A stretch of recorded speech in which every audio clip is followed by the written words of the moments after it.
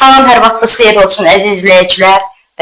Biraz öncə biz efirə çıxmağa çalışdıq. Texniki səbəblərə görə sizdən üzr istəyirik. Bu günləri biz Mübarizlər Cəmiyyətinin təsisçisi, Türkün Fəxri qəzetinin redaktoru, baş redaktoru, təsisçisi Əbülfət Şahmarovna bir balaca müzakirələr edəcəyik. Studiyamıza gələn şikayətlərlə əlaqədar, studiyamıza gələn zənglərlə əlaqədar bu günləri biraz bizim müzakirələrimiz olacaq. Bu günləri Əbülfət müəllimin həm də doğum günüdür. Təbrik edirik sizə Əbülfət müəllim bir daha. Bir balaca biz studiyamızda bu günü qeyd etmişik. Allah sizə can sağlığı versin Əbülfət müəllim. Əbülfət müəllimin 69 yaşı oldu. O gün olsa Əbülfət müəllimin 100 yaşı olsun. Birlikdə qeyd edək. Birlikdə deyirəm ki, özümüzü də sizə qatırıq. Bu günləri sözü birinci verirəm sizə Əbülfət müəllim. Buyurun. Mən də bütün izləyiciləri salamlayıram. O cümlədən bütün Azərbaycan xalqının, Səda TV-nin, Haqqın Sədası qəzetinin, Mübarizlər Cəmiyyətinin, Türkün Fəxri qəzetinin bütün əməkdaşların salamlayıram. Fəal olsunlar, bizim verilişə baxsınlar, bəyənsinlər, paylaşsınlar. Mən ilk öncə bizim redaksiyamıza gələn bir zənglə bağlı danışmaq istəyirəm. Yəni, Goranboy rayonundan bir şəhid bacısı şəxsən mənə redaksiyamıza müraciət edib, səs yazısını atıb, özü şəhid bacısıdır, şəhid Usubov Turaf Bahadıroğlu'nun bacısıdır, Usubova Fırana Bahadır qızı. Şəhid bacısıdır, işsiz, 2 körpəsi var, qalıb küçələrdə. İndi yəqin ki, onun yaşadığı yeri də ekranda görərsiniz, nə vəziyyətdədir, hansı şəraitdə yaşayır, hansı betonun üstündə, özü demişkən, yəni pis vəziyyətdədir, işlə də təmin olunmuş. Dəfələrlə icra hakimiyyətində olub, şəxsən dediyinə görə cənab başçının, müavinlərinin qəbulunda olsa da, heç bir işlə təmin olunmayıb. Mən bir dəfə əlaqə saxladım birinci müavinlə. O söz verdi ki, güya onu yerinə təmin eləmişik, onu əmək haqqı ilə təmin eləmişik. Goranboy rayonu. Bəli, Goranboy rayonu. Ancaq bu xanımın dedikinə görə bir dəfə 200 manat ona pul veriblər bir il ərzində. Bir dəfə də 195 manat. Bu da deyir bu xanım, mənim o pula ehtiyacım yoxdur. Mənə iş versinlər. Gedim mən işləyim, 2 körpəmi dolandırım. Bu elə bil gətirib bu 200 manatı verirlər ona. Bir də bir ildən sonra haradasa gətirib, yaxşı, bu il ərzində neynəməlidir bu? Deyir ki, mən istəyirəm halal zəhmətimlə övladlarımı böyüdüm. Mənə bir iş versinlər, fərq eləməz hansı iş. Ancaq işlə təmin eləsinlər, kamkozda, nə bilim yaşıllaşmada, cekdə, bağçada, belə nə iş olur olsun. Mən işləyim, öz balalarımı saxlayayım. Məndən bir xahiş eləyib ki, səs yazısı atıb, xahiş eləyib ki, bunu efirə verəsiniz. Ona görə mən həmin səsi efirə verirəm. Sizdən çox xahiş edirəm. Mən bugün axşama kimi ağlamışam. Bax, bu səsi efirdə səsləndirin. Çox xahiş edirəm. Çünki cənab Məhərrəm Quliyev mənə işçisinə dedi ki, polis çağırın, bunu buradan götürsürün. Məhərrəm Quliyev. Onun birinci mavini Seymur, Zaur, Ramin, Dilbari xanım, hamısı əlbir oldular. Dilbari xanım məktəb, uşaq baxtası bunlara baxır. Hamısı əlbir oldu. Ürəyə xəstə bir insana, nifaq geçirmiş bir insana. Eşidirsiniz də, eşidirsiniz. Görün, məmurlar nə işlə məşğuldur. Bir şəhid bacısı, bax, öz dili ilə deyir. Bu səsi atıb mənə ki, indi ardına qulaq asın. Əzizlərimin canına at verirəm. Bax, bu səsi də səsləndirin. Çox xahiş edirəm. Çünki cənab Məhərrəm Quliyev, Seymur, Zaur, Ramin, Dilbari xanım, mühafizətçisi Nədir, sən niyə iş istəyirsən, niyə bizdən kömək istəyirsən? Mənim başqa çıxış yerim var mı? Başqa kimdən gedib kömək istəməliyəm? Gedib Gəncənin Batısından istəməliyəm. Göy görünmək Batısından, Bərdə Batısından kömək istəməliyəm. Goranboy Batısıdır da, mən başqa gedib haransa Batısından kömək istəməli deyiləm ki. Sən qurban olum. Ne olur bu səsi efirdə səsləndirin. Hayır.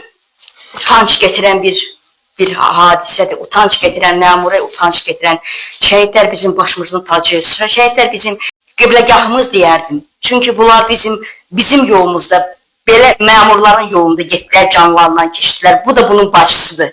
Bəli. Bu da bunun bacısıdır. Bu da mı qadına qoyulan hörmət? Bu da mı Azərbaycan qadınına, şəhid bacısına qoyulan hörmət? Eyib olsun, çox eyib olsun. Heç şəhid bacısı deyil, adi vətəndaşdır. Bu hansı qanuna uyğundur, hansı qanuna bunlar arxalanırlar, ondan necə deyib. Sözü deyil artıq. Bu nə istəyir ki sizdən? Mən elə buradan cənab başçıya, Məhərrəm Quliyevə səslənirəm. Eyib olsun. Vasitəsilə. Xahiş eləyirəm, bu vətəndaşı işlə təmin eləyin. O sizdən nə istəyir ki? Deyir, mən işlə təmin eləsinlər, mən 2 körpəmi işləyim, balalarımı saxlayayım. Mənə lazım deyir, onların nə köməyi, nə pılı. Mən işlə təmin eləsinlər, mən işləyim. Bir iş yoxdur, o boyda rayonda, Goranboy rayonunda hər yerində mən elə bilirəm. Kamxozudur, yaşıllaşmasıdır, zekidir, bağçasıdır. Bir işlə təmin eləyir, şəhid bacısıdır. Şəhid bacısı deyir, adi vətəndaşdır. Vətəndaş acından ölməməlidir, düz istəyirəm. Bunun ailəsinin uşağı saxlamalıdır. Yaşadığı yeri də ekranda getdi, gördünüz nə vəziyyətdə, hansı şəraitdə yaşayır. Betonun üstündə onunla, nə deyim, yorğan döşək nə gündə yoxdur da, imkanı yoxdur. Gedib, neynəsin bu? Bu necə yanaşmadır vətəndaşa qarşı? Sonra biz çox hallarda deyirlər ki, niyə bunları siz efirlərə çıxarırsınız? Bu insanlar hara getsinlər? İnsanlar gedirlər müəyyən məmurların yanına, orada belə haqsızlıqlar görürlər. Biz pullar mətbuata, niyə desinlər? Çünki az, çox mətbuat bunları çatdırır cənab. İşıqlandırır. Yəni, bu utanç getirən bir məsələdir. Bu cinayətkar deyil, bu quldur deyil, üz üstə ifadəmə görə. Bu Azərbaycan qadını gəlib iş istəməyə. İş, pul da istəmir, dilənməyə də gəlmir. Yaşadığı ekranda gedir, baxın, görün. Eyib olsun. Çox utanç getirən bir məsələdir. Bəli. Bu nə istəyir ki? Nə bilim, mən söz tapa bilmirəm. Sözü deyir. Deməyə söz tapa bilmirəm ki, Azərbaycan vətəndaşı niyə bu vəziyyətdə qoyurlar? Özdə qadın, şəhid bacısı, nə istəyir sizdən? Bir işlə təmin elədir. Əskər anasıdır bu. Gələcəkdə oğlu varsa əskər gedəcək. O boyda Goranboy rayonunda bəxtəs deyilə dedim. Bir iş yeri yoxdur. Nə var ki, bir dənə qadını, mən özüm şəxsən keçən il hələ, 1 il bundan qabağa, mən icra hakimiyyətinin 1-ci mavini ilə əlaqə saxladım. Söz verdi ki, biz hər şey təmin eləmişik. Bizim heç kimlə qərəzli işimiz yoxdur. Eşitdiniz də öz səsi ilə səsləndi ki, məni əzizlərimin canından verdi ki, mənim səsimi efirə verin. Bəli, öz xahişidir. Bizim də borcumuzdur. Əgər müraciət eləyibsə, biz onu efirdə verməliyik, səsləndirməliyik. Şəhidin adı harada gəlirsə, hansı zaman gəlirsə, onu səsləndirməyək, onun yaxınları, əzizlərdir. Düzdür, bu bunun ailəsi olması, bunun bacısıdır. Yaxınlıdır, əzizidir. Nətəri belə yanaşmalı, bu Azərbaycan qadınıdır. Şəxsən buradan mən icra başçısı, Goranboy rayon icra başçısı Məhərrəm Quliyeva səslənirəm. 1-ci mavin Seymur müəllimdir, Faiq müəllimdir, Ramin müəllimdir, mavinlərdir yəqin dediyinə görə Mehbarə xanımdır. Buradan səslənirəm ki, o şəhid bacısına bir köməklik eləsinlər. O rayonda bir iş tapıb, həmin xanımı işlə təmin eləsinlər. Bəli, hər bir insan vəzifəsindən asılı olmayaraq, qanuna tabi olmalıdır. Ondan başqa da özünü o insanın yerinə qoymağa bacarmalıdır. Biz bilmirik, bizim başımıza nə gələ bilər. Ən ümdəsi odur. Studiyamıza bir dənə zəngi var, üzr istəyirəm. Bəli. Buyurun. Salam. Salam. Mən sizdən Xahiş ederim, mən kömək eləyək. Sus, mən yoldaşım 3-cü 2023-cü ilin 17 avqustda Yusuf əsəsidir. Və sürüncülər məni. Axırda da mən getdim ki, dost məclisdən ölgənim görüm, pensiya, birinci qrup, ikinci qrup veriblər, birinci gəlibsə, qol çəkdirməyə, mən orada dedilər ki, elə ikinci qrupdur. Təzə mən onlardan göndərdilər, nə deyir, Əlillər Bərpa Mərkəzinə, oranın müdürlüğünün həkimi. Bir saat arabada mənim yoldaşımı qaldır, götür, benim bu konum da ağrıdı, mən zulum edildilər, axırda da mən anladım, yoldaşıma qol çəkdirdilər orada ki, bu göynək xəstədir. Hal-hazırda 3 ildir mən zulum çəkirəm, avqust ayında tamam olacaq. Danışmayan adam, girməyən adam. Üzr istəyirəm, o xəstə olmamağı barəsində sizə necə bildirdilər? Bir kağız dedim, mən bu oxumaq bilmirəm. 65 yaşım var, oxumuşam o vaxtı. Kirinci də çoxunu oxuya bilmirəm. Hərfləri kirinci də yadımdan çıxıb. Dedim, mən bunu oxuya bilmirəm, deyib kimsə tap oxusuyla. Sonra həkim, oranın həkimi, fizioterapiya həkimi, müdürü. İkisi də o müdür tapşırmışdı deyəndə həkim də o oyunu mənim başıma açdı. Mən ağırlığımdan istifadə edib mənim yoldaşıma xəstə dövr adı ilə qol çəkiblər. Mən dedim, ayrı çəkilmişim dost mərkəzi deyir, imtina ərdəsi vermişim. Xahiş eləyirəm, yoldaş prezidentimizə, Əməliyevdən, Şəhər Nazirliyində, Reşəmbirdən, Sosial Müdafiə Nazirliyində, təbibimizdən, hamısından xahiş eləyirəm, məhkəmə eləsinlər, gəlsinlər evdə yoxlasınlar, inanmırlarsa yoxlasınlar, bütün kağızları da hazırdır. Mən Leyli xanımla da narazıyım, Abşeron Mərkəzi Xəstəxanasının sosial yazandan, Onyanda xanımla da, Nərmə xanımla da.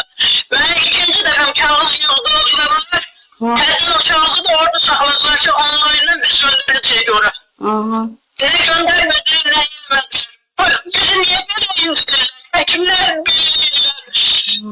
Sağlıklı niye bu kadar zulüm edildiler? Xahiş edirəm, döneme döne. Aydın. Mehmet Hanım'la, Mehmet Hanım'la bir ana kimi, bir bacı kimi xahiş edirəm, mən kömək edesinlər. Mən Əlillər Bərpa Mərkəzi müdürüyle həkimi, fizioterapiyanın həkimi mən anladım. Siz bunu dünən dediniz, zəngli bizə zəng demişdiniz ki, yəni sizi fizioterapiya həkimi imza attırıb yoldaşınıza, ona görə də bu günləri biz elə verilişimizin başlanğıcında elə bunu yazmışıq, yoldaşınızın da şəklini qoymuşuq, amma bu günləri o veriliş oldu da, yəni dünənləri yox idi bizdə, yəni efirə verməmişik bu verilişi bu günləri. Aydındır Narın xanım, ümid edək ki, sizin məsələnin səhəlini tapar, çox çətindir, Allah şifasını versin yoldaşınızın da, ümid var ki, adiyyatı qurumlar hərəkətə keçər, bu haqsızlıq, necə deyərlər, aradan götürürlər, bu haqsızlığa qarşı nəsə bir iş görürlər, yəni bir əncam çəkirlər, necə deyərlər. Ben müraciət edirəm, yenə dönəmədim, mən köməksiz bir insanım elimdən, bir yoldaşımdır bir özümə, yoldaşı pensiyada çatmır, iləsinə dərmanla. Çətindir, əlbəttə. Mən özüm də çətliyəm, mən özüm də xəsiyəm, rüyum qapanır tez-tez, mağazı ilə yaşayırım, ona baxırım. Xahiş edirəm, yenə prezidentimizdən İlham Əliyevdən, Mehriban xanımdan, bu milletin sesine ses verin. Olsun Narın xanım, sağ olun, salamat qalın. Ümid var ki, sizin məsələniz həllini tapar. İnsan ümidlə yaşayır, bizlərlə ümid edirik. Sağ olun, salamat qalın. Sağ olun, Allah köməyiniz olsun. Sağ olun, sağ olun. Birinci ilə bu məsələ efirə gedəndən sonra Arzu xanım, mühafizə orqanları bu işlə məşğul olmalıdır. Görəsən o hansı həkimdir ki, vətəndaşı alladıb, deməli, qol çəkdirir hansısa sənətə, güya sizin həyat yoldaşınız sağlamdır. Gör, nələrə əl atırlar. Təbii, bu dünənləri xanım zəng edəndə dedi ki, yəni telefonda dedi də, biz ona telefon danışığımız oldu. Dedi, yoldaşımla getdik Əlillərin Bərpa Mərkəzinə, orada fizioterapiya həkimi əlindən dili yoldaşımı tutdu, imza attırdı. Mən soruşanda deyir, mən deyir Kiril əlifbasını oxuyan adamam, mən deyir Latin əlifbasını bilmirəm. Mən də orada bir xanıma dedim ki, bunu oxuyun, biz niyə imza atırıq? Xanım dedi ki, mən buna qarışa bilmərəm, həmin o əliyərin bərpa mərkəzində. Yəni bu nə öz başlanılıqdır. Axırda da məlum oldu ki 3 aydan sonra, yəni bu olub sentyabr ayında, 3-4 aydan sonra gedib bu dost mərkəzinə, orada məlum olub ki, sən demə bu sənəd saxta imiş. Yəni bu əlil insana saxta sənədə imza atırma. Bu artıq cinayət işidir. Bunu cinayətə, bu həkimi cinayətə cəlb etmək lazımdır. Bu nə hərəkətdir? Bu əlilin başını siz açırsınız. Mən elə bilirəm indi. Ən azından, mən çox üzr istəyirəm, sözü kesirəm, əgər insan oxuya bilmirsə hansı bir sənədi, ən azından bu sənədi imza attıran adam özü oxumalıdır. Oxumalıdır ki, mən sənə neyi imza attırıram? Bəli, elə o da olmur. Bu insan oxuya bilmirsə, sən bundan istifadə eləməlisən. Buradan elə mən müraciət edirəm təbibin rəhbərliyinə, ondan, Səhiyyə Nazirliyinə. Söz yox, onlar da öz işçilərini müdafiə edəcəklər. Ancaq düzgün hərəkətdir. Buradan hüquq mühafizə orqanlarına müraciət edirəm. Tapsınlar həmin həkimi. Kimdir, kim qol çəkdirib onu? Onun haqqında ciddi tədbir görülməlidir. Məsuliyyətə cəlb olunmalıdır, o cəzasını almalıdır və neçə vaxtı ona əlillik verilməyib, ondan o pensiya almayıbsa, əlillik o müavinatı, onun həmin həkimin hesabından tutub əmək haqqısından həmin o vətəndaşa, xəstə vətəndaşa ödənməlidir. Bir-iki dəfə elə olsa, mən elə yəqin. Bəli, sonra heç kim edilmir. Cürət edib etilməməz. Çünki ən azından bu qanun deyir ki, yoldaşım ikinci qrupdur, onun qrupunu değişmək istəyir bu insan. Bu da yazıb ki, mən sağlamam. Yazdırıb daha doğrusu. Bax, nələr baş verir. Bu uşaq müavinətlərinə bağlı bizə sonradan studiyamızda çox zənglər oldu. Həqiqətən də bu günləri bilirsiniz ki, bu bizim elə bir, bu da bizim ağrılı yerlərimizdən biridir. Bəli. Yəni, görəsən doğrudan da bu uşaq bunu versələr, yəni, nə olar? Artıq bu sual bizi maraqlandır ki, nə olar, məsəl üçün? Deyəcə də, kimidir o, Aygün xanımıdır, kimidir Amaliyeva. Dedi, əgər uşaq pulu verilsə, analar təmbəlləşəcək. Yox, bu sualdan bir sual, bu cavabdan, daha doğrusu heç mən bunu cavab davrandıra bilmirəm. Bu sözdən bir söz doğru ki, bu müavinət nə boyda olacaq ki, bu ana işin gücün atır. Olacaq evdə 100 manatı məsəl üçün, uşaq başına 100 manat versələr, yəni bu 100 manatı bu ana dolanacaq. Yəni bu ana seçilir ki, bu ay 100 manat pul gələcək. Valla indi bu nə yanaşmadır? Üzr istəyirəm, bağçalarda indi bilirsiniz də dövlət bağçalarında yerlər məhduddur. Vətəndaşlar indi şəxsi özəl bağçalara özəl bağçalara üst tuturlar. Orada da mən elə bilirəm, gözəl bağçalarda 200-250 manatdan aşağı ödənişsiz qəbul eləmirlər. 200 manat yoxdur artıq. Bəlkə 250-350 manat. Bəli, hardasa elədir. Bəli, dövlət bağçalarında çox vaxtı yer olmur, bəli. Yer yoxdur. Bilirəm də, mənim məlumatım var ki, yer olmur. Bunlar özəl bağçalara və ya şəxsi insanlara üst tuturlar. Məsələn, o uşağı saxlatdırırlar, özləri işləyirlər. Bəli, işə çıxırlar. Buna görə uşaq pulu verilməlidir. Təbii. Pulu, necə deyim, o, mən indi buradan keçən dəfə də müraciət elədim, indi də müraciət eləyirəm.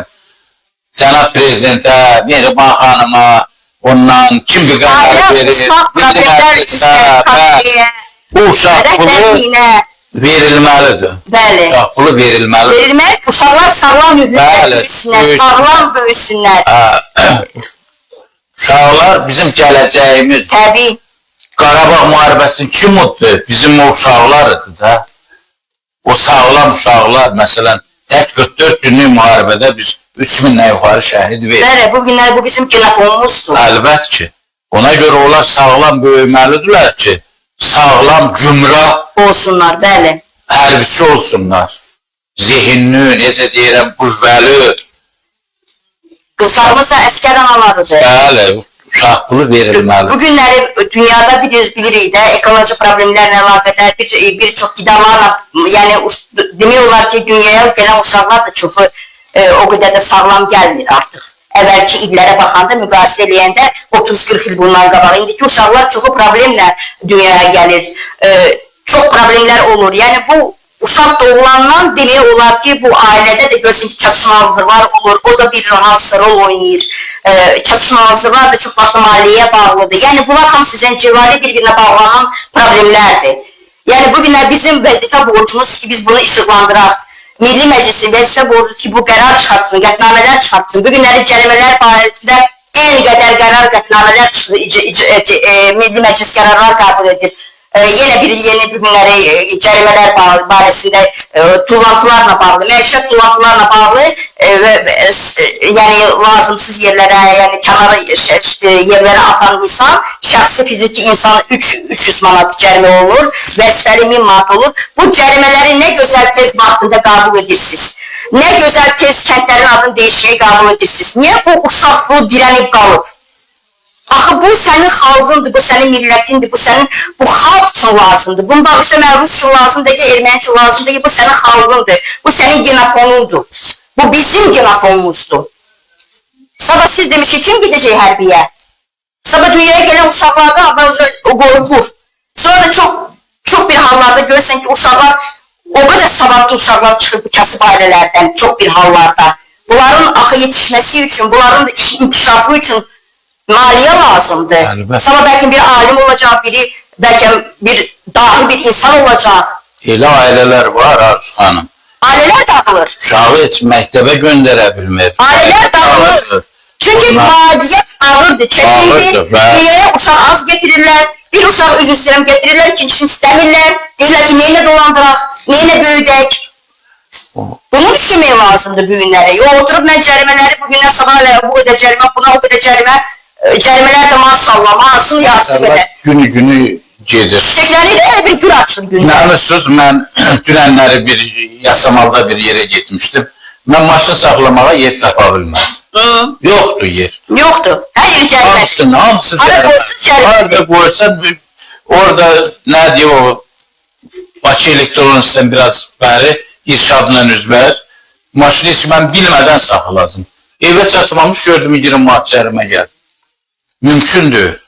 Böyük bugünləri axım gedir. Bugünləri kəndlər boşalır, gəlir rayonlara, rayonlar gəlir şəhərə, şəhərlər çıxıb gedir ayrı ölkələrə, xaricə. Bunun qabağının qarşısını saxlamaq lazımdır. Bugünlər o qədər, bu dəqiqə o qədər mühüm problemlər var bu günləri. Yoxdur, bəli, onun haqqında onu fikirləşməlidir. Bugünlər fikirləşməliyik ki, 10 ildən sonra başımıza vurmayaq.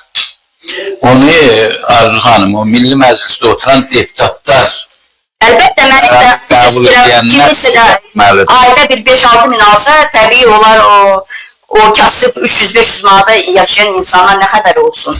Bununla da biz verilişimizi bu günlə bitirək. Çünki çox emosionalıq. Bu günləri həqiqətən də çox bir xoşa gəlməyən bir eşitdik, qarşılaşdır, eşitdik.